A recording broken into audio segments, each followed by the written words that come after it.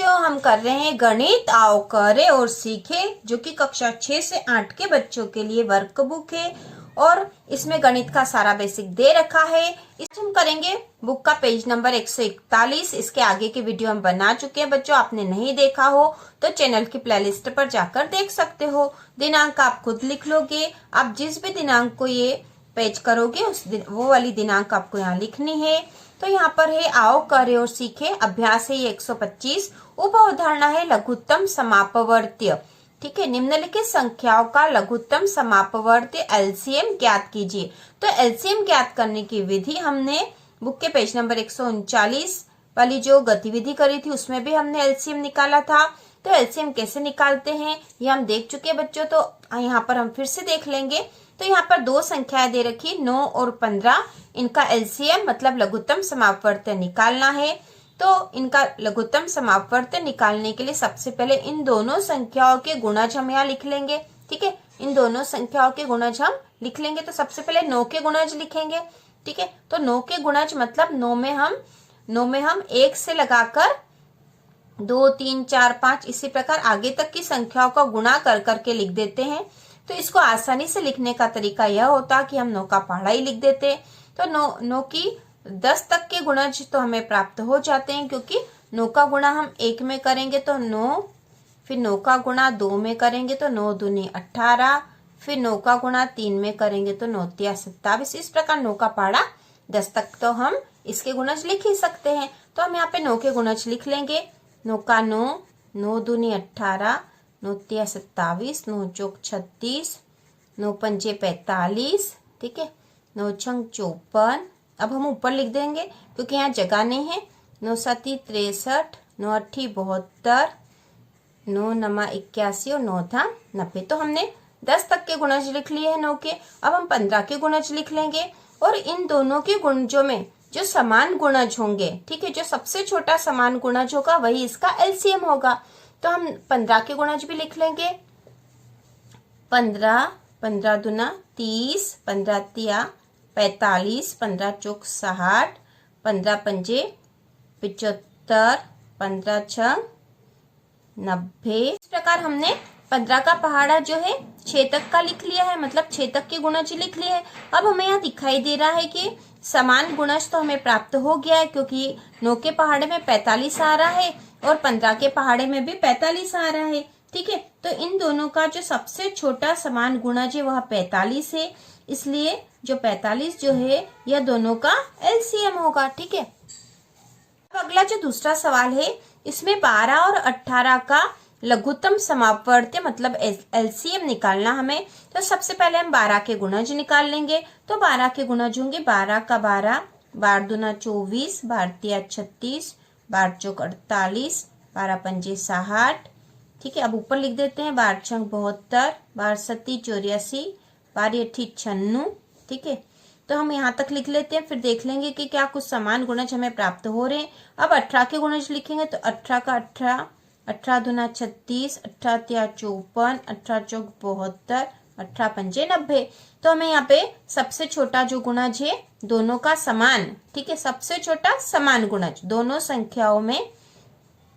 संख्याओं के गुणज निकाल लिए हमने। अब इन संख्याओं में से जो जो गुणज आए उनमें दोनों में हमें समान गुणज देखना है और वह भी सबसे छोटा समान गुणज। तो इनमें समान जो सबसे छोटा समान गुणज है वह 36 है। तो 12 और 18 का जो एलसीएम होगा वह होगा 36। ठीक है, इस प्रकार हम प्रश्न नंबर 3 करेंगे। इसमें 18 और 16 का लघुत्तम समापवर्त्य निकालना है, एलसीएम निकालना है। तो इसके लिए सबसे पहले 18 के गुणज लिखेंगे और फिर 16 के गुणज लिखेंगे। फिर जो सबसे छोटा समान गुणज होगा दोनों में वही इनका एलसीएम होगा। तो 18 के गुणज होंगे 18 का 18, 18 दूना 36, 18 तिया 54, 18 चौक 72, 18 पंजे 90, 18 छंग 108। ठीक है, 18 छंग 108, 18 सती 126, 18 अट्ठी 144। ठीक है, 8 तक हमने निकाल लिया। अब 16 के गुणज लिखेंगे। 16 का 16, 16 दूना 32, 16 तिया 48, 16 चौक 64, 16 पंजे 80, 16 छंग 96, 16 सती 112, 16 अट्ठा 128, 16 नमाकी 144, 16 धाम 160। तो 144 जो है, क्योंकि दोनों संख्याओं में जो सबसे छोटा समान गुणज वह 144 आ रहा है, इसलिए 18 और 16 का जो है लघुत्तम समापवर्त्य होगा 144। ठीक है, 144। इसी प्रकार जो चौथा क्वेश्चन है, इसमें हमें 3 संख्याओं, ठीक है, 3 संख्या है 9, 45 और 15। इन 3 संख्याओं में हमें इनका लघुत्तम समापवर्त्य ज्ञात करना है।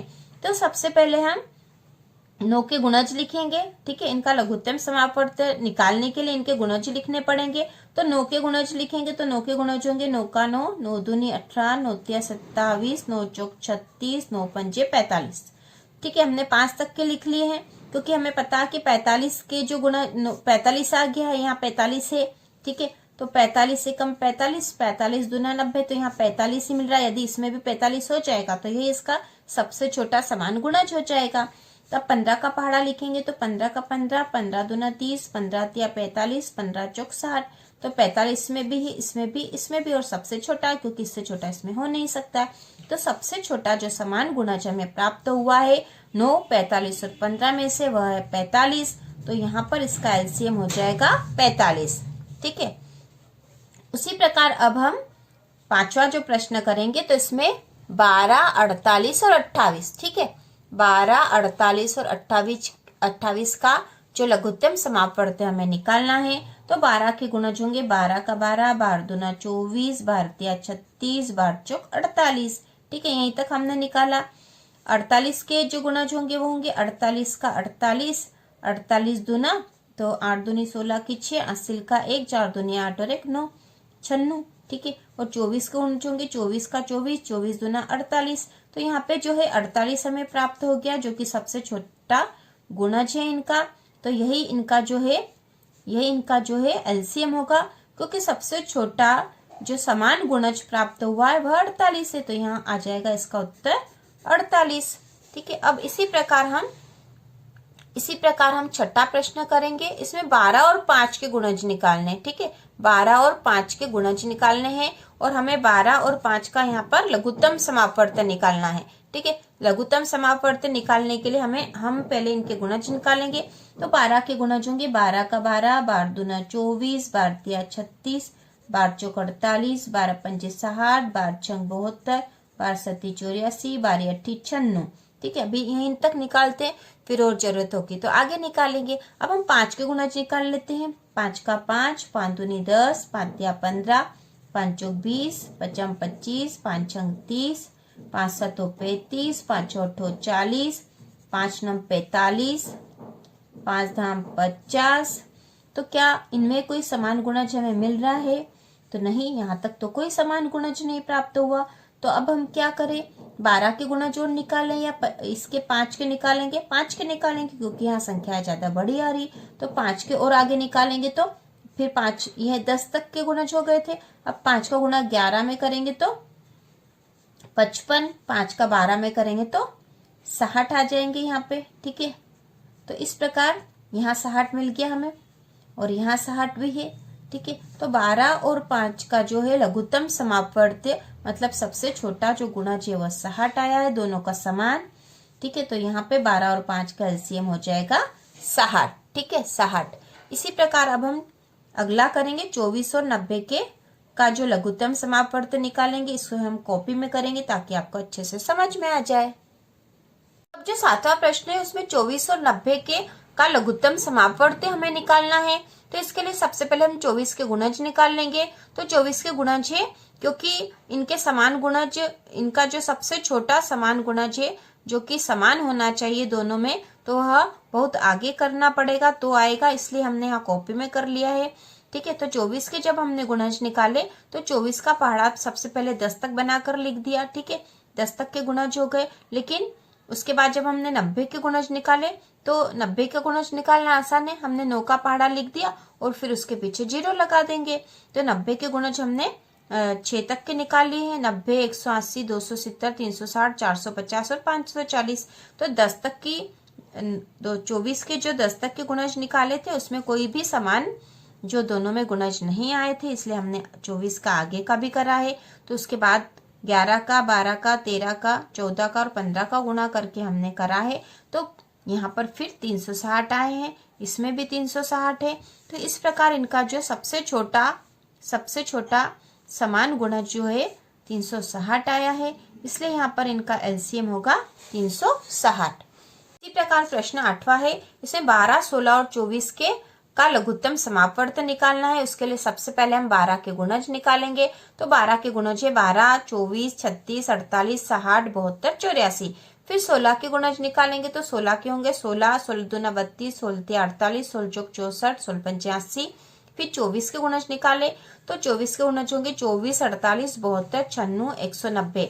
अब इनका जो एलसीएम होगा, एलसीएम किसका, 12 का, 16 का और 24 का, ठीक है। तो अब इनका एलसीएम मतलब जो समान गुणज तीनों में सबसे छोटा समान गुणज कौन सा है, तो सबसे छोटा जो समान गुणज है इसमें 48 है, ठीक है, इसमें भी 48 है और इसमें भी 48 है।